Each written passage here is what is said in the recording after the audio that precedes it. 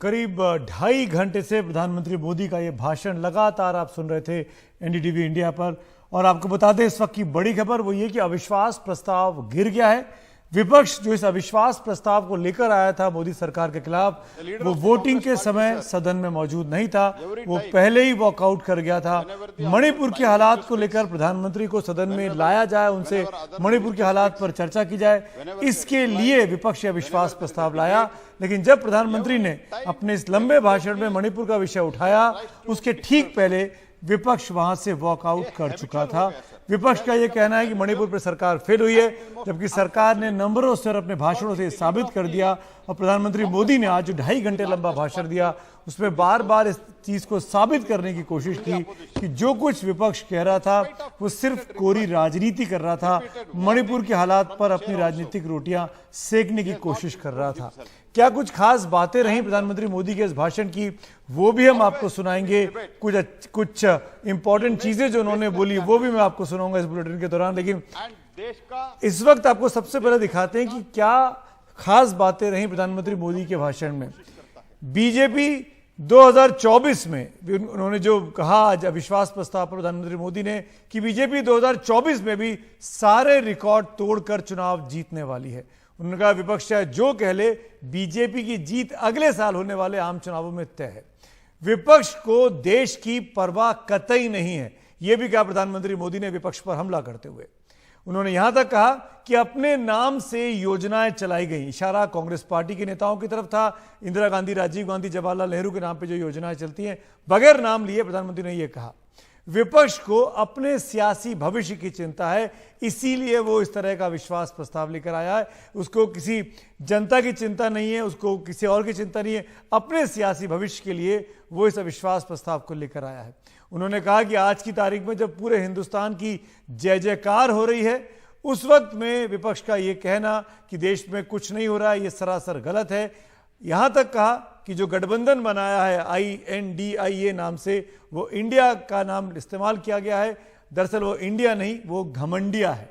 प्रधानमंत्री मोदी ने ये बात पहले बार किसी के सामने, सबके सामने बोली। अदरवाइज ये चीजें नेताओं के मुंह से तो सुनी जा रही थी, लेकिन खुद प्रधानमंत्री मोदी के नाम से पहली बार उन्होंने ये भी कहा कि उन्होंने NDA को चुराया और NDA में 2 I लगा के उसको इंडिया बना दिया। इस तरीके से इल्जाम लगाया। उन्होंने ये भी कहा कि कांग्रेस का जो अपना झंडा है, कांग्रेस का जो अपना गांधी परिवार का जो नाम है, ये सब चीजें कांग्रेस पार्टी ने चुराई हैं। उनका ओरिजिनल मूल उनके पास नहीं था, किसी ना किसी से लेकर उन्होंने उस पर कब्जा कर लिया है। यानी एक तरीके से कांग्रेस पार्टी और उनके नेताओं को उन्होंने चोर तक कहा। उन्होंने ये भी कहा कि ये नामदार लोग हैं, हम कामदार लोग हैं। कांग्रेस की तरफ इशारा करके, अपोजिशन बेंचेस की तरफ इशारा करके कहा कि आप नामदार लोग हैं, हम कामदार लोग हैं। यानी आप तो सेलिब्रिटीज हैं, हम एक आम हिंदुस्तानी की तरह, आम व्यक्ति की तरह काम करते हैं। ये प्रधानमंत्री मोदी ने कहा। मणिपुर पर भी उन्होंने जो बातें की वो इंपॉर्टेंट है, वो आपको बता देता हूं। मणिपुर को लेकर उन्होंने चिंता जताई। उन्होंने कहा जो कहा गया मणिपुर के बारे में वो गलत, वो बहुत ही दुखपूर्ण था जिस तरह के वीडियो सामने आए। लेकिन मणिपुर को लेकर जिस तरह की चर्चा होनी चाहिए थी गंभीर तरीके से, वो विपक्ष ने नहीं की। उन्होंने इल्जाम लगाया विपक्ष पर कि अगर आप चाहते तो मणिपुर पे एक अलग से नोटिस लेकर आ सकते थे, जिससे मणिपुर पर ही पूरी चर्चा होती। पर विपक्ष ने ऐसा ना करके अविश्वास प्रस्ताव लाया और हमको मौका मिल गया कि हम पूरी बातें अपनी सरकार के कामकाज की तमाम व्याख्या, तमाम स्कीम्स को एक बार फिर दोहरा सकें लाइव टेलीकास्ट में सबके सामने। इंपॉर्टेंट चीजें क्या रही प्रधानमंत्री मोदी, क्या ये सुनते हैं। विपक्ष का अविश्वास प्रस्ताव हमारे लिए शुभ होता है और देखिए मजा इस डिबेट का कि फील्डिंग विपक्ष ने ऑर्गेनाइज, लेकिन चौके छक्के यहीं से लगे। देश की जनता ने जिस काम के लिए उनको यहां भेजा है, उस जनता का भी विश्वासघात किया गया है। गरीब के भूख की चिंता नहीं है, सत्ता की भूख, यही आपके दिमाग में सवार है। कोरोना में ये महामारी आई, भारत के वैज्ञानिकों ने मेड इन इंडिया वैक्सीन बनाया। उन्हें भारत के वैक्सीन पर भरोसा नहीं। उसको जिंदा रखने के लिए इनको NDA का ही सहारा लेना पड़ा है। आदत के मुताबिक घमंड का जो आई है ना, आई वो को छोड़ता नहीं है। इसलिए एनडीए में 2 आइस विरोधी है। एनडीए और बीजेपी 2024 के चुनाव में पुराने सारे रिकॉर्ड तोड़ करके भव्य विजय के साथ जनता के आशीर्वाद से वापस आएंगे।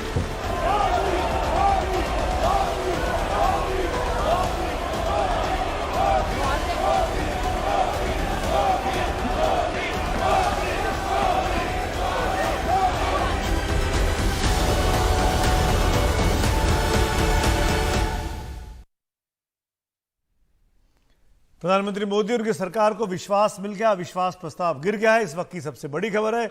एक बात और जो इंपॉर्टेंट की वो ये कि विपक्ष के पास ऐसे कोई सीक्रेट वरदान है कि आप जिसके बारे में बुरा चाहोगे उसका भला हो जाएगा।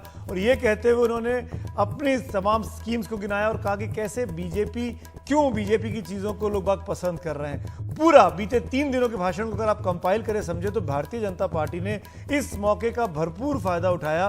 जैसे कि विपक्ष ने उठाना चाहा बीजेपी को एक्सपोज करने के बहाने, लेकिन सरकार ने अपनी तमाम स्कीम्स के जरिए ये बताने की कोशिश की कि वो चुनाव की तैयारी में जा चुकी है। चुनाव चाहे इधर विधानसभा के होने वाले साल के आखिर में या फिर अगले साल में लोकसभा के चुनाव होने वाले। मैं आपको कुछ बीजेपी के जिन नेताओं ने आज भाषण दिए हैं इन 3 दिन के दौरान उनको दिखाता हूं। जरा उस ग्राफिक्स को ध्यान से देखिएगा, आपको समझ में आएगा। निर्मला सीतारमण वित्त मंत्री को आगे किया गया। क्यों? क्योंकि डीएमके जो कि इंडिया गठबंधन का हिस्सा है उसको जवाब देना था। इसीलिए निर्मला ने अपने भाषण में तमिल में बहुत सी चीजें बोली। तमिल ऑडियंस को उन्होंने एक तरीके से संबोधित किया। अगले नेता की ओर चलते हैं, उसके बारे में बात करते हैं। आज ज्योतिरादित्य सिंधिया को उतारा। सिंधिया साहब लोकसभा के सदस्य नहीं है, वो राज्यसभा के हैं, लेकिन केंद्रीय मंत्री होने के नाते उन्होंने यहां पर पार्टिसिपेट किया। याद रखिए मध्य प्रदेश में विधानसभा चुनाव होने हैं। बीजेपी की स्थिति वहां को लेकर बहुत सी अटकलें बातें की जाती है, तो सिंधिया के जरिए बीजेपी ने अपने एक बड़े खास वोट बैंक को साधने की मध्य प्रदेश में कोशिश की। राज्यवर्धन राठौर को उतारा। राजस्थान में विधानसभा चुनाव है और राठौर साहब का तो पूरा का पूरा भाषण राजस्थान पर केंद्रित था। राजस्थान की सरकार का नाम लिए बगैर कांग्रेस की खामियां वो गिना रहे थे। अगले नेता की बात करते हैं। बीजेपी ने जो सिलेक्ट किया आज के इस भाषण के लिए वो थे बीजेपी के नेता संजय कुमार बंडी। ये तेलंगाना के नेता हैं। तेलंगाना में भी साल के आखिर में चुनाव होना है और बीजेपी वहां कहती आ रही है कि बीआरएस जो कि इंडिया का हिस्सा तो नहीं है लेकिन वो इंडिया को सपोर्ट कर रही थी नो कॉन्फिडेंस मोशन में, उसको एक्सपोज करने का काम इन्होंने किया और उन्होंने भी तेलुगु में पूरा भाषण दिया। विजय बघेल एक और नेता, ये छत्तीसगढ़ के नेता हैं, छत्तीसगढ़ के सांसद हैं, इनको भी मौका मिला और इन्होंने भी छत्तीसगढ़ की बातें की, छत्तीसगढ़ की पर निशाना साधा। तो बीजेपी ने भरपूर निशिकांत दुबे का इस्तेमाल किया गया पहले वक्ता के तौर पर। ये इस 2 वजह से, एक तो राहुल गांधी पर सीधे निशाना साधते हैं और दूसरा झारखंड से आते हैं। झारखंड मुक्ति मोर्चा अहम घटक साथी है इंडिया का और उसको एक्सपोज करने के लिए निशिकांत दुबे के नाम का इस्तेमाल किया गया, उनके भाषण का इस्तेमाल किया गया। इस तरीके से बीजेपी ने पूरी चुनावी तैयारी दिखा दी है कि क्या कुछ वो कर सकते हैं आने वाले दिनों में इस पूरे चुनावी संग्राम के दौरान। हम भारत के लोग में आप लगातार प्रधानमंत्री मोदी के भाषण का विश्लेषण सुन रहे हैं, प्रधानमंत्री मोदी के भाषण की विशेषताएं सुन रहे हैं। क्या लगा आपको? ये आपके व्यूज जानना भी बहुत जरूरी है। आप हमको हमारे सोशल मीडिया प्लेटफॉर्म्स पर कमेंट करके जरूर बताइएगा कि जिस तरह का भाषण रहा, जिस तरह का पूरा वाद विवाद चला है 3 दिनों का दोनों पक्षों के बीच में, वो आपको कैसा लगा है।